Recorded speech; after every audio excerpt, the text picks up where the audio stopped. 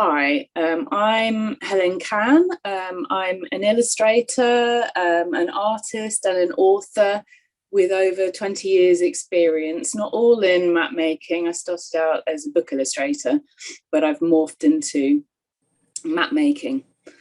In this talk, I'll give a brief overview of my practice as an illustrative map maker and delve a little deeper into several case studies of mapping trails, walks and journeys. I'll look at the creative process and thoughts behind projects that show or promote movement, but sometimes also encourage stopping to understand a landscape or a seascape in a particular way.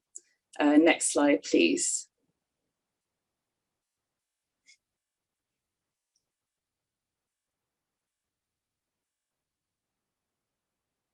Lovely. So my work includes paintings or pen and ink drawings. As you can see here, some are in black and white, some are in colour. They've been seen in books, in films and TV as props, on walls as murals, and as public art and as signage and for wayfinding. The one on the top left here is as a mural for the De La Warr Pavilion in Bexhill.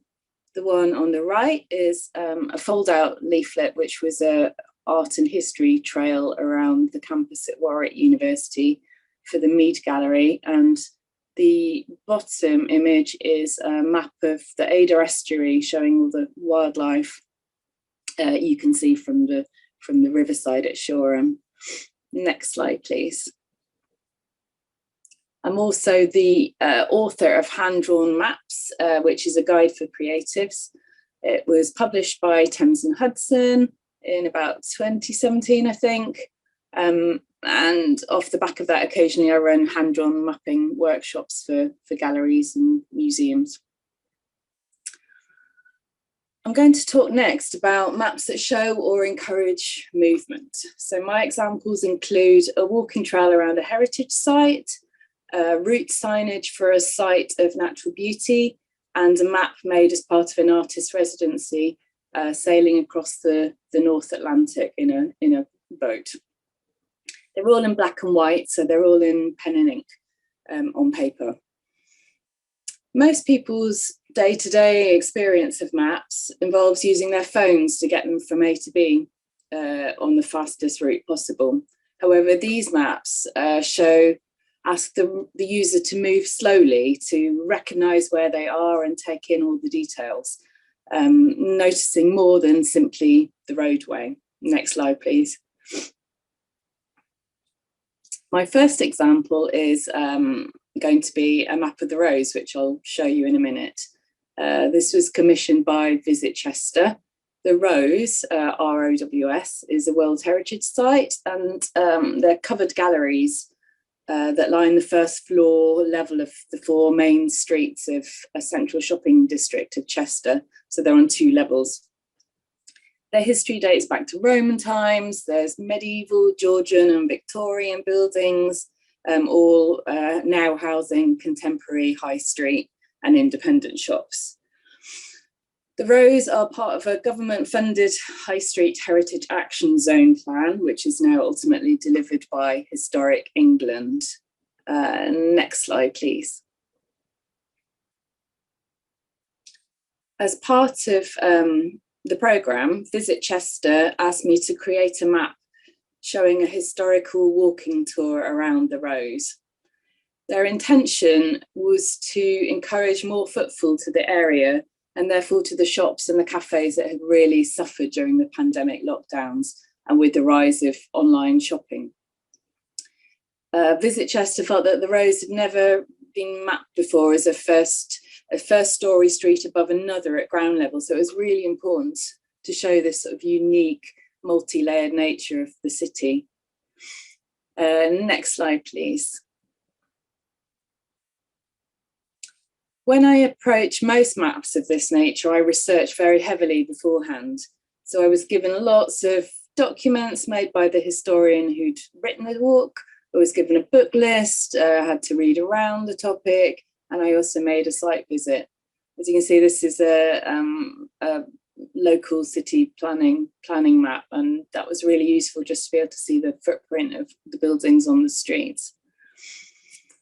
If I can, making site visits are extremely useful in order to get a real feel for the place. So take photographs, make notes, talk to local people. I think sort of field notes are vital in understanding a place. I find my maps tend to be richer and much more informed by being physically there rather than just researching online. As you can see, I use this map, but also other multiple maps as reference. Historic maps, Google Earth, satellite views, and Street View inform my drawing. Cross-referencing is vital, as not all maps have the same information or they differ in information. Next slide, please. Once I've drawn out the base map using those reference maps as to show the footprint, I start to layer more information onto the map using Street View. So basically, I take a digital walk along the street if I don't have photographic or sketch notation, and use the data to add the building frontage as seen from the pavement onto the footprint of the map.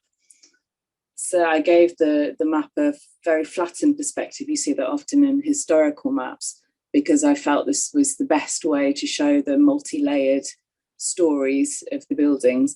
In fact, this is an example of a single story, but you get the idea. Next slide, please. This is a little bit of a close-up of the map so you can have a longer look at it. The little red dots show the stopping off points which were dictated by the walking tour. These mark out buildings of historical importance, which they tend to be quite spectacular from many different ages, and I've actually made them slightly larger in relation to the buildings around them on this map, so they're not true to the size, but I didn't want them to get too lost in the detail. It was also important to show access points and places that were accessible by wheelchair, so it has to be a functional map, not just a pretty map. As you can see, there's quite a lot of text on the map. This is the stories and illustrations that I have collected on my site visit, but also taken from the historians' information.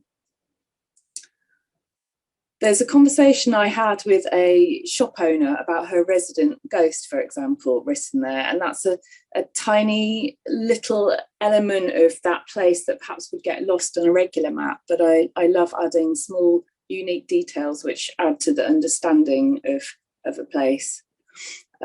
You can see also illustrations in little boxes. At the top left, that's remains of a Roman pillar. Then there's a beautiful tiny wee jeweller's shop which has got a museum of Titanic memorabilia at the top of that, and these things all add up to make a place at one moment in one time. Next slide, please. As part of my research, I found some lovely 17th century maps of Chester, and I used elements of their design in the entire piece. For example, this cartouche. I referenced the iconic black and white buildings in the borders, plus other details from the main walking tour text body. Next slide, please. So as you can see, it's a complex piece, but covered with detail and story. You can see the borders on the left and right hand side, echoing the carving on the buildings. It was A2 in size, drawn out first in pencil and then completed in pen and ink. I think it's available as a pick-up fold-out leaflet from the tourist information, but also as a download accompanying an audio walking tour. Next slide, please. This was a very different area to map. This is Bolton Fell Moss, which is a lowland raised bog just above Hadrian's Wall in Cumbria.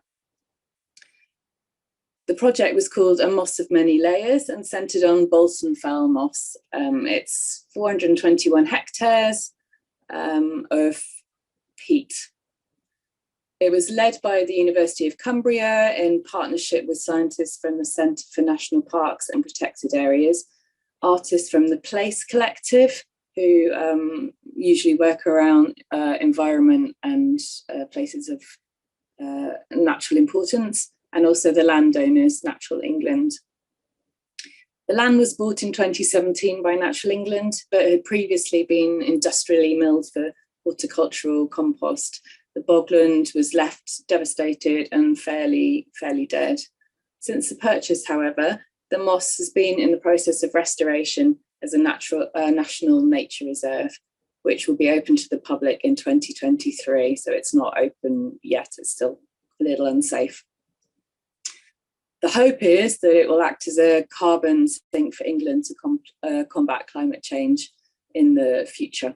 So it's going to be a fairly important space. Next slide, please.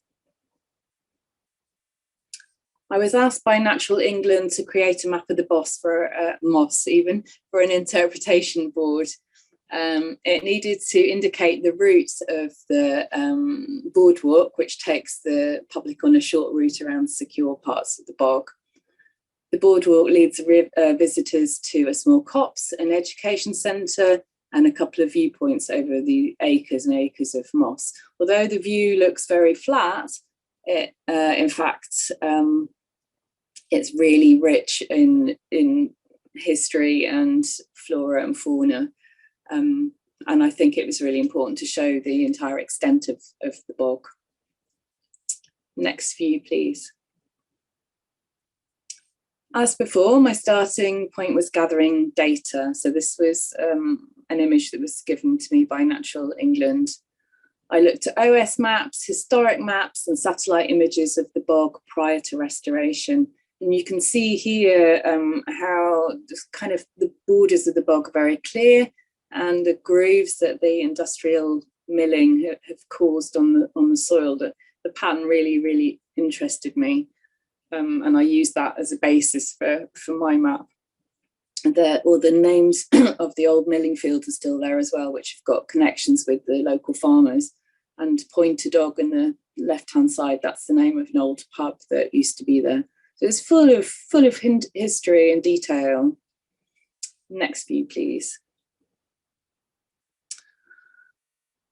Making the map relevant to the community was vital for Natural England. So I interviewed people involved in the restoration, the scientists, the contractors, many who lived locally with a family history in the area for centuries. Most of these interviews happened on Zoom because it was all during lockdown, but I did manage a site visit in April this year. This is me talking to a volunteer who used to be the reserve manager. We were taking a core sample and just looking at the structure of the peat. These stories that I collected were about working on the moss and sort of learning about scientific restoration techniques and how to keep the moss of the bog healthy were really important, and I collected them. There was also an education outreach part of the project with local schools.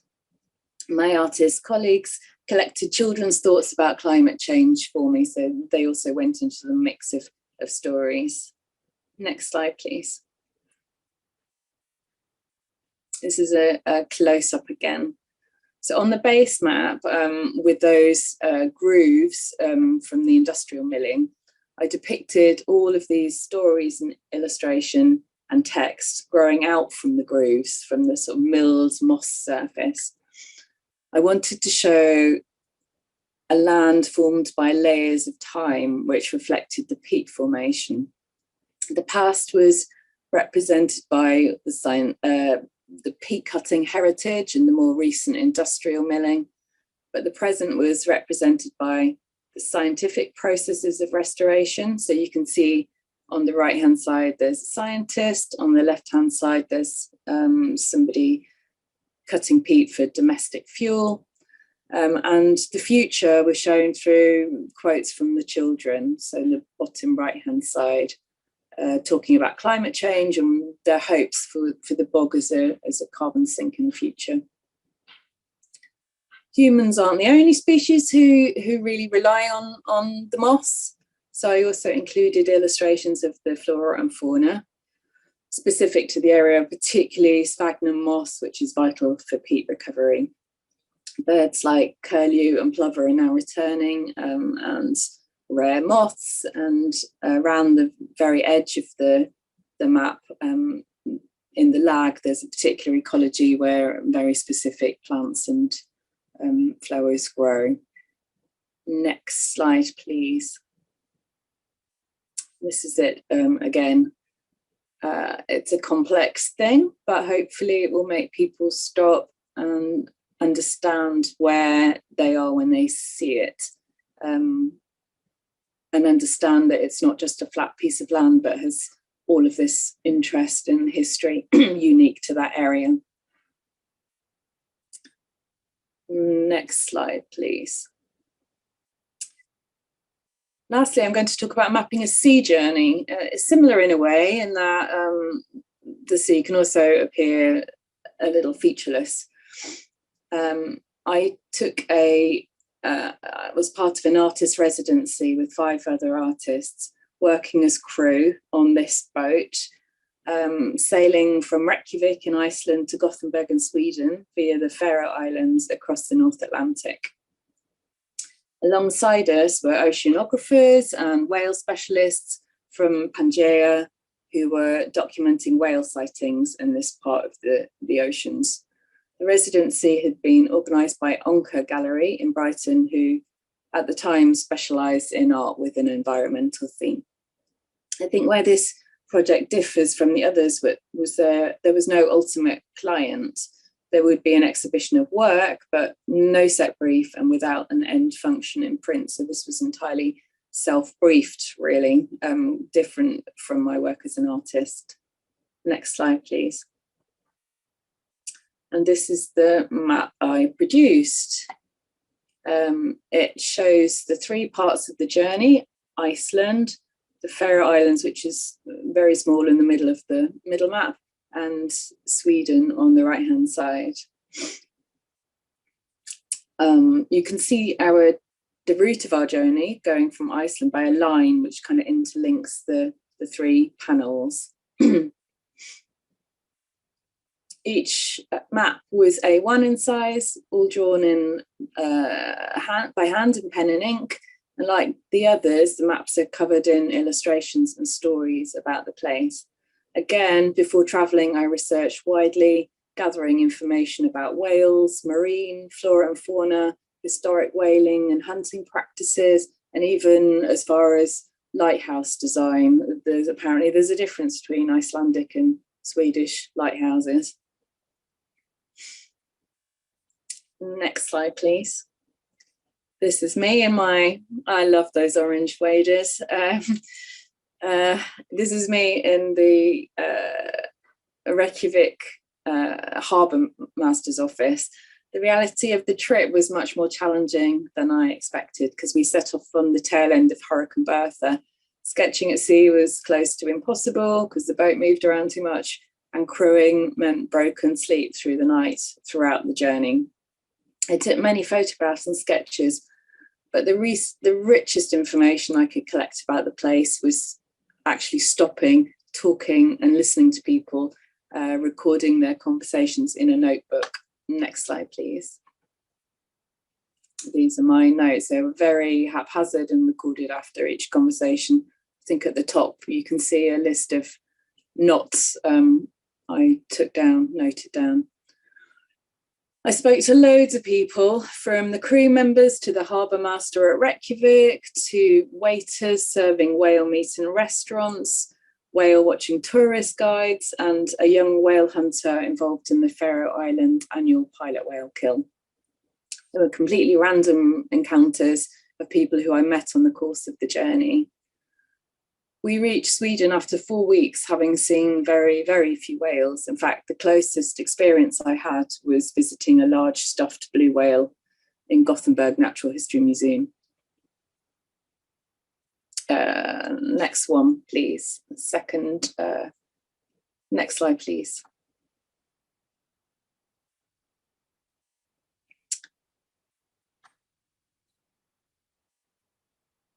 One of the maps I showed as part of my research was the Carta Marina by Olaus Magnus in 1539. It shows the Nordic countries and the types of creatures that could be encountered there. The whales on the Carta Marina are fantastic in general. So some have got tusks, some are large enough to set a campfire alight on the top of them. So there's a couple cooking some soup, presumably. They're all based on travellers' tales and stories passed from person to person. We ourselves have seen so few whales on the trip that the stories we've been told about them felt as fantastic as these old travellers' tales. So I decided to make a map about the travellers' tales I'd heard on the journey. Next slide, please. And this is the map again. Using satellite views, I drew out the shape of the coastlines and then the arc of the journey, as I already described, referencing the Admiralty charts that we'd used on board. The route snakes between each country, depicted on the 3 panels as an interconnecting line. Along it, I noted a rolling series of small stories. You can see the start of each story and the start of the next. The stories are from the crew members, in the captain, the cook, the first mate. Next slide, please. No, hello. Other way. There we go. The tales of the high seas, of life in Iceland, of sailing, and of whales. In the sea, around the edge, there are the stories of the harbour master, the waiter, and the whale hunter. So each voice has a distinctive style of lettering, be it cursive or capitals. Around the map, there are drawings of historic whaling paraphernalia and boats, but also illustrations of whales and historic ideas of whales, which were taken from the Carta Marina, like the red comb whale there with a horse's head.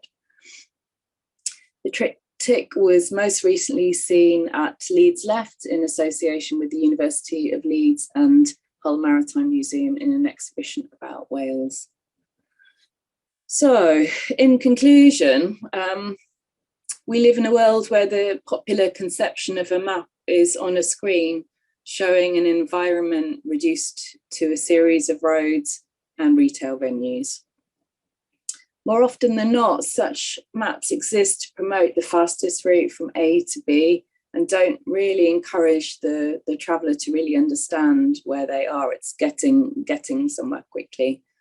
The aim in my own practice is to promote a broader idea of place within mapping, deep mapping. And I want to encourage the map reader to view the landscape or seascape as a complex collection of topographical and geographical features with a multi-layered history of cultural connections relevant to them. To do that, the map reader needs to stop, look, listen and interpret the details that he sees on his way, the ghost signs on the buildings, the ancient holloways, the names of pubs and the stories told. Maybe those stories are historical, but maybe they're as basic as where to buy the best coffee in town.